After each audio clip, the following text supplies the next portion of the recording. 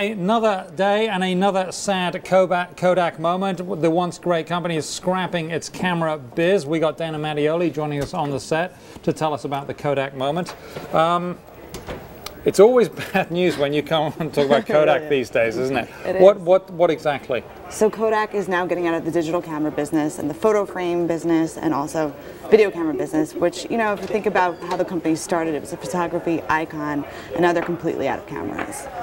Wow. And so this is going to allow them to focus on their desktop business. Mm-hmm. Does anybody, I mean, it's already in bankruptcy, does anybody think this is a good idea? I mean, it's something that they need to do. The sad part is it's a nostalgic hit. Everyone associates Kodak with the Kodak moment and these warm, fuzzy feelings, right? But the reality is they were losing tens of millions of dollars a year on cameras. It's not a profitable business. And as they go through this bankruptcy protection process, they really need to shore up cash and get everything in order. And this is something that was a real drain on them. But the one thing is, it allowed them access to the retailers to sell their printers, which is really critical for them to, you know, come out of this a viable company.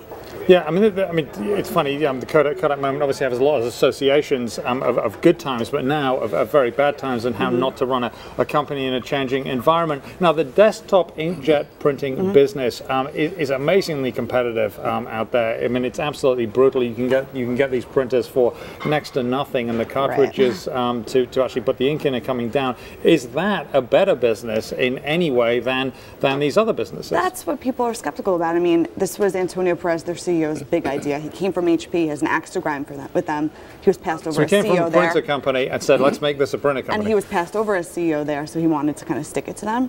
And if you think about it, they got into digital technologies too late. They also got into printers too late. We don't print as much as we used to. It's not a society that prints as much. We use our cell phones, even for things like checking into for airplanes and for coupons. So we're not printing as much as we used to. So this could also backfire as well. And the excuse me, the sale of patents was supposed to also help. Right. What's so up with that could actually be helped by this bankruptcy filing. Everyone was really skittish about betting on patents when they were on the brink of filing, but now and that's because of the ownership issue, right? Right. If it's just before, if you buy just before a bankruptcy, it's not really sure whether you actually own it or not. Right. So now we think more towards May they could go through with this patent sale, which will really determine what happens with the company next if they get a large enough bid on it.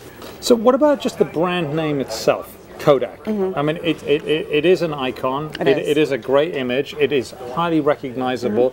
Do you think someone would see some value in that and grab it and maybe stick it on something else? I mean, what do you think? Well, I can't imagine what kind of a product. I mean, who's going to do it? The film business is basically down to a couple of Asian competitors. Right. So what is, you know, is Fuji going to buy it and then introduce a separate line of Kodak products? I'm not sure. I think it more has a chance of people taking the name that resonates with people worldwide and then using it on other products. If you look at what happened with Polaroid, it's now on refrigerators, it's on microwaves, it's on different products, not just cameras. What about a Kodak car? A Kodak car. A Kodak car. Well, it would. Well, BlackBerry needs some help, don't they? Maybe they got a Kodak. They're in a lawsuit with Kodak. Smartphone. Well, everyone's in a lawsuit right now. Yeah. What do you think? I mean, I'm just trying to give some ideas there. I mean, they're in a fix, aren't they? I mean.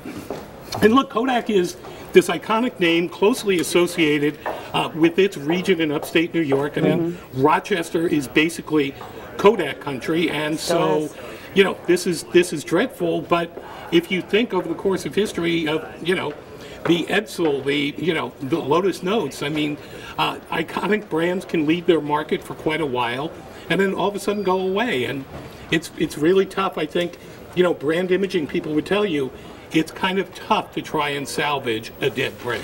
Yeah, well, there is a Lotus car. I think that might have come before Lotus Notes, but anyway, just whatever.